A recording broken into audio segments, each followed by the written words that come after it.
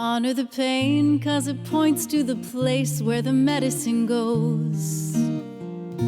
And be in love with your whole life as much as you can before you go away. I like to call this song my Memento Mori song. Have you ever heard this Latin phrase? It means remember that you must die. And that might not sound like the easiest thing to do, but I have a story and some thoughts for us today about how it can actually be really worth it. How mindfulness of our death brings more presence, authenticity, and even vibrance to our everyday lives. So stick around for the whole song and let's sit back and have a conversation. This phrase, Memento Mori, interpreted, remember that you must die, I've also heard it said, remember your death. And when I am thinking about my future, maybe practicing or trying out some manifestation techniques, imagining what I hope is a long and bright future, I imagine all kinds of things, but I don't really ever think about the end of it all. Not really ever.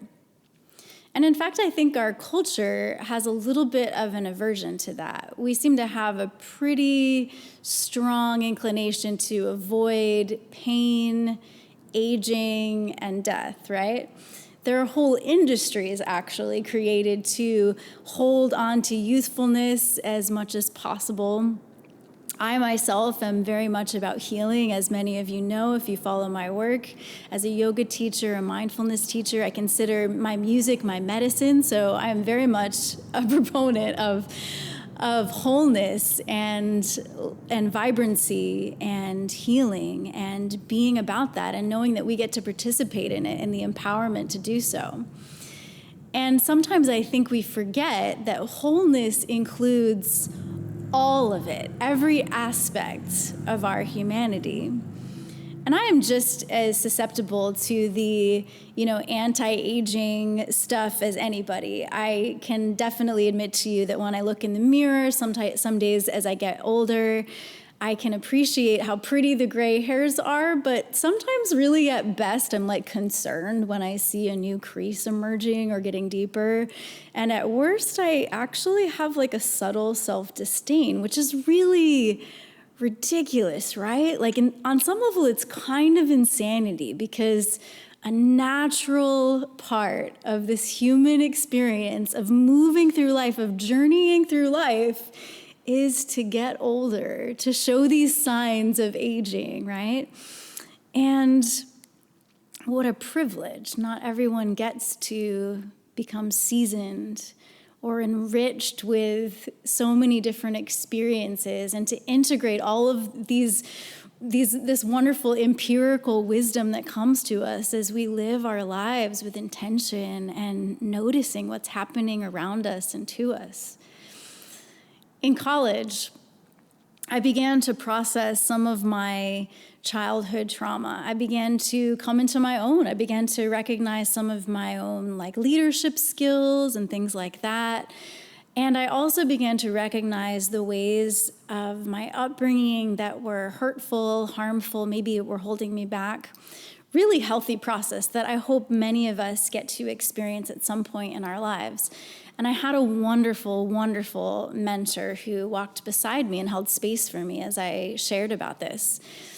And maybe the only thing that I still remember her sharing with me, the biggest takeaway that I continue to return to at many different points in my life, is this. She said to me, human emotion is on this spectrum, this full spectrum, from anger and sadness, whatever it might be, mystery, loneliness. When I say mystery, I mean confusion. These things that we might consider negative, or we might judge them as negative, or we might avoid them because they're uncomfortable or painful. And then on the other spectrum, we have joy and gladness and hope and love and elation and wonder, right?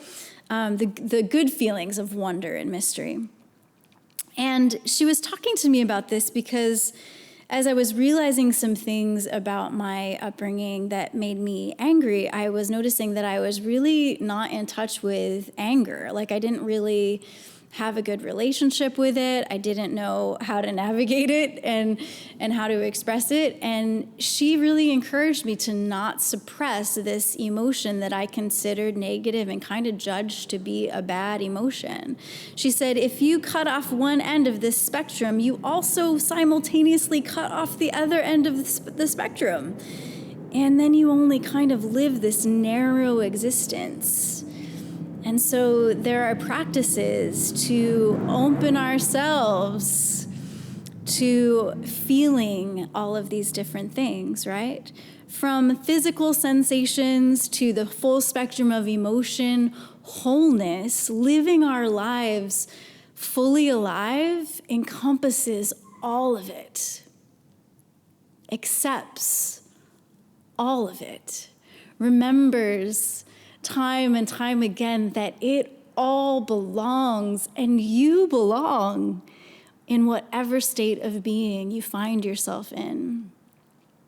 Youthfulness, aged, in between, the awesome stuff and the meh stuff and the mundane stuff, everything in between, it all belongs. I had an experience of being forced to face my mortality.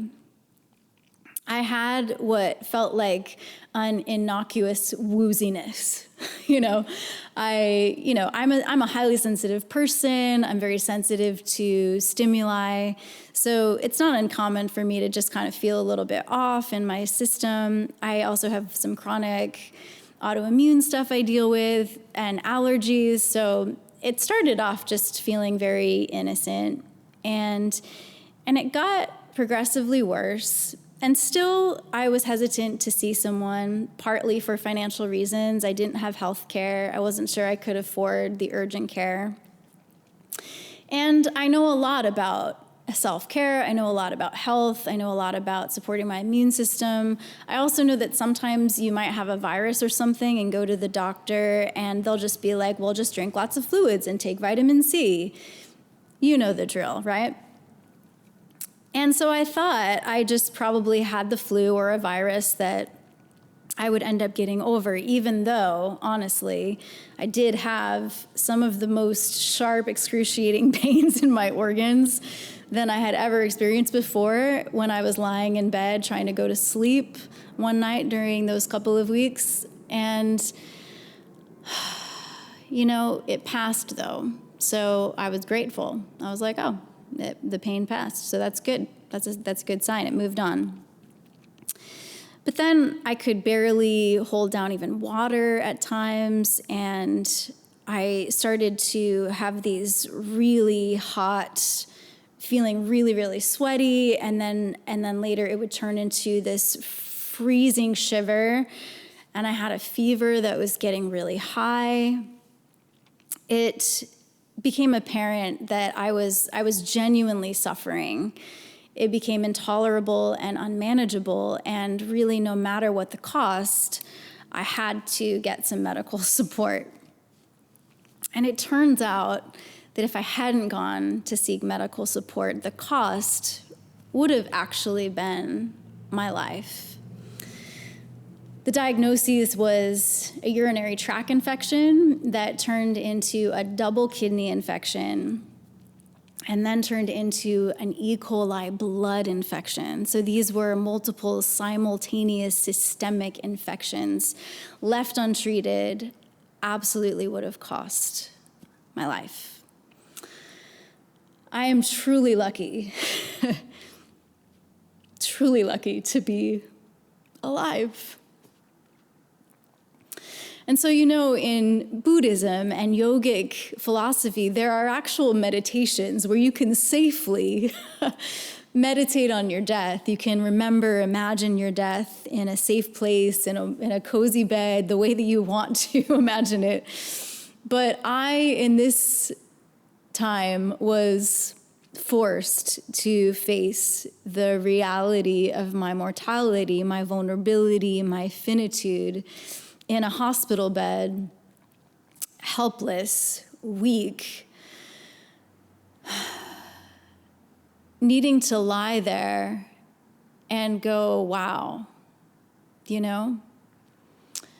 To just really be present to it for over 24 hours. And my partner was there sitting cross-legged kind of like this in the bench, slept overnight there on the bench. We had some Zen meditation music going, and nurses would come and go, and started calling my room the Zen room, of course, right? But what I realized after all of this was that being in tune with that truly made life more vivid, more shimmery, more incredible. I remember the first time I performed after that experience. During my recovery, I rested a lot a week after. My body had really been like flushed with antibiotics and stuff, which of course caused a yeast infection. Many of you know how this goes, right? Totally embarrassing, but totally real. And at the same time, even with that discomfort, even with insurmountable medical debt, even with a lot of uncertainty in the journey ahead, I kept thinking to myself, I am alive and I am loved. Alive and loved was my mantra for quite a bit, my grateful mantra for quite a bit after being released from the hospital. And my first performance after that was at the Botanic Gardens. I don't know if you've ever been to a beautifully curated Botanic Gardens, but they are exquisite. And you are enfolded in trees and flowers and all of this beauty. And I got to perform in this garden where people would come, people I didn't know, and I wasn't even amplified. It was just me and my guitar, my ukulele, and I took my flip-flops off, and there's pictures of me like up on my toes, and I felt so vibrantly animated, my heart overflowing, more expressive than I remembered being in a long time. It was really precious to be like, I'm still here, and I still get to sing, and I still get to share these gifts that I most cherish sharing with all these strangers who were clearly so delighted and receiving, and I was so glad. You know, Celtic spirituality talks a lot about this. In that mindset, death is not distinct or separate or opposite of life at all. Death is actually an intrinsic part of the cycles of life. Life, death, and rebirth, or creation, growth, and transformation. And really, in that mindset, death always means rebirth, always means transformation. And we see this in nature, don't we? A seed goes into the ground and it literally has to die before it becomes a fruit or a nourishing vegetable or a fragrant, beautiful flower. A caterpillar, when it goes into its cocoon, it turns into this unrecognizable, mushy goo that looks nothing like a caterpillar or a butterfly at all, but that's what it has to do. It dissolves into this gel-like substance before it emerges and evolves into really an astonishing butterfly, right? Trees continuously shed and regenerate. These cycles and spirals of life are fluid and dynamic and always moving towards renewal, and you and I, we are a part of it. So being mindful of the end of our lives, which, who knows, might not be a complete ending at all. It might be a transition of some kind. We don't know. But being mindful of our finitude gets us more present and free, I believe, to live more meaningful lives. Do you know what people on their deathbeds are actually regretting? they never regret that they didn't work more. If anything, they regret not playing more. They might regret not staying in touch with friends or not having the courage to live their lives in the most meaningful way, the way that's most authentic to them. And so I wish for you to, with grace and compassion, take a moment, if you'd like, to contemplate this reality that we all share. Really, there's nothing that we when it comes to what equalizes all of us, there's nothing more common to each of us than that one day we will die. Every single one of us shares a birth experience and a death experience, and we might have other similarities in between, but we all are born and we all will die. And this really does bring to mind that life is precious not to be preserved, but life is precious to be spent with intentionality and love. Let me just say that one more time. Life is precious not to be preserved. Life is precious to be spent with intentionality and love.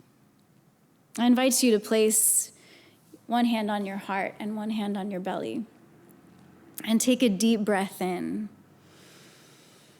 receiving this free gift of life that you did nothing to get, but it is a miracle, an exquisite, multifaceted, complex, and marvelous miracle that you are here, that you are alive. And one day, you and I, we will breathe out and exhale our last breath. And so with each inhale that you take from this day forward, may you live vibrantly, alive, in only the way that you can.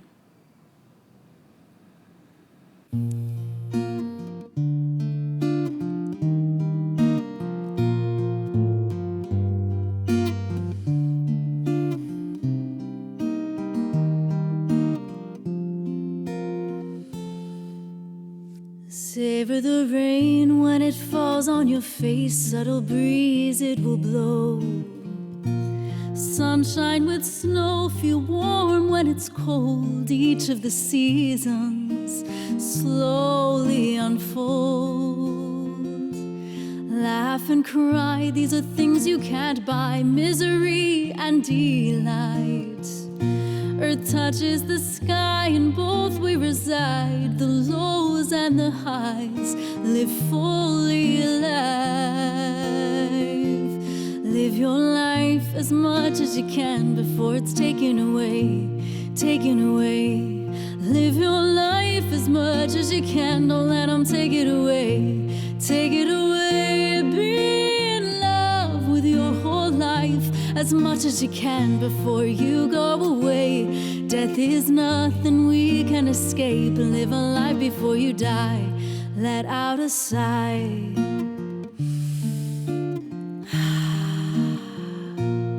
Honor the pain, 'cause it points to the place where the medicine goes. What surfaces show space in your soul, ready for healing. So it goes. Follow your heart, love's the greatest of arts when you might feel insane. Friendship endures, truthfulness sure. Mourn, grieve, give thanks, and play. Live your life as much as you can before it's taken away, taken away. Live your life as much as you can, don't let them take it away, take it away. Be in love with your whole life as much as you can before you go away. Death is nothing you can escape. Live a life before you die. Let out a sigh.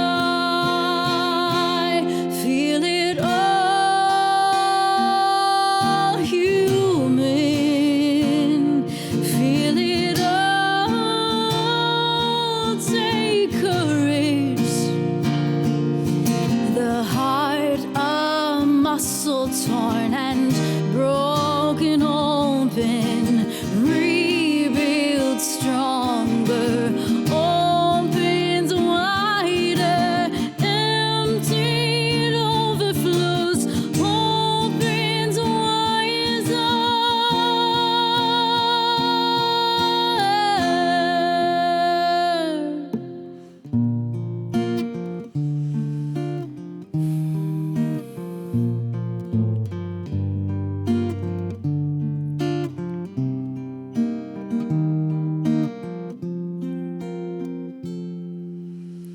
So draw on the dawn while the birds sing their song and the clouds move in. Storms will calm, resurge before long, and the moon moves the shores within. We could slow down, take a walk on the town, or play tic-tac-toe. Smell the rose with her thorns, we can be sure. Good days, bad days, ebb and flow. So live your life as much as you can before it's taken away, taken away. Live your life as much as you can, don't let them take it away, take it away. Be in love with your whole life as much as you can before you go away. Death is nothing we can escape. Live a life before you die. Let out a sigh.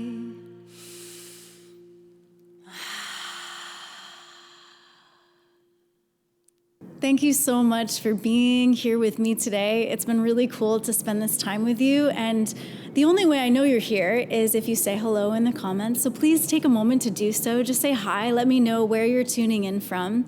And if you like this video, please press like, subscribe to this channel, and tap the notification bell so that you're notified whenever we release new stuff.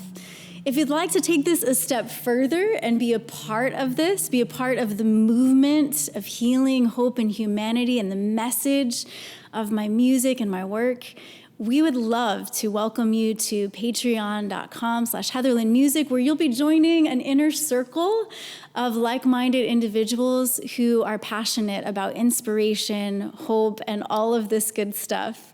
We would love to welcome you to our Patreon community. Thank you for being here. Thank you for being part of this. Catch some more videos soon, and we'll see you again next time. Take care of yourself and one another. Peace to you and yours. Thanks again.